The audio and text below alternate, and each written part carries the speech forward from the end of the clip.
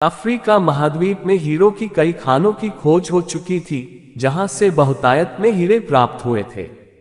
वहां के एक गांव में रहने वाला किसान अक्सर उन लोगों की कहानियां सुना करता था, जिन्होंने हीरो की खान खोजकर अच्छे पैसे कमाए और अमीर बन गए।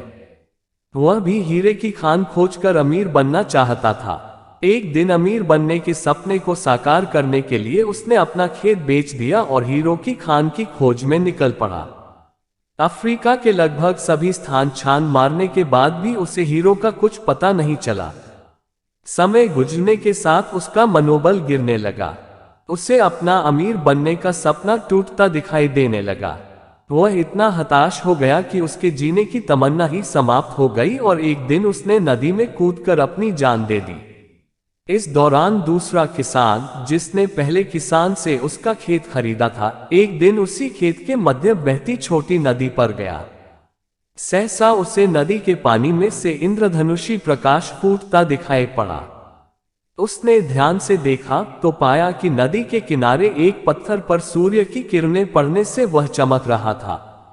किसान ने झुककर वह पत्थर उठा लिया और घर ले आया। वह एक खूबसूरत पत्थर था। उसने सोचा कि यह सजावट के काम आएगा और उसने उसे घर पर ही सजा लिया। कई दिनों तक वह पत्थर उसके घर पर सजा रहा। एक दिन उसके घर उसका एक मित्र आया। उसने जब वह पत्थर देखा तो हैरान रह गया। उसने किसान से पूछा, मित्र, तुम इस पत्थर की कीमत की जानते हो? किसान ने जवाब दिया, नहीं, मेरे ख्याल से ये हीरा है, शायद अब तक खोजे गए हीरो में सबसे बड़ा हीरा। मित्र बोला।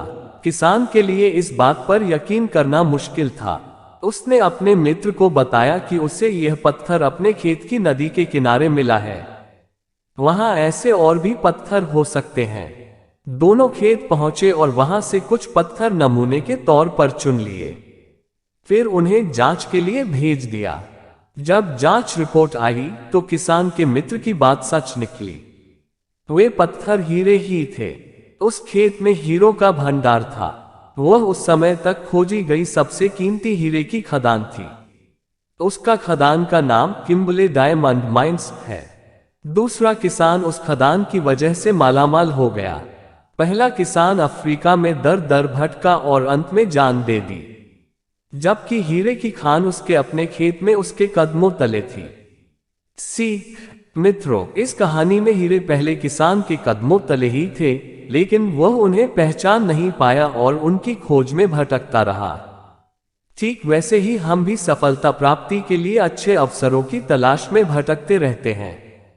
हम उन अवसरों को पहचान नहीं पाते या पहचान कर भी महत्व नहीं देते, जो हमारे आसपास ही छुपे रहते हैं। जीवन में सफल होना है तो आवश्यकता है बुद्धिमानी और परख से उन अवसरों को पहचानने की और धैर्य से अनवरत कार्य करने की। सफलता निश्चित है।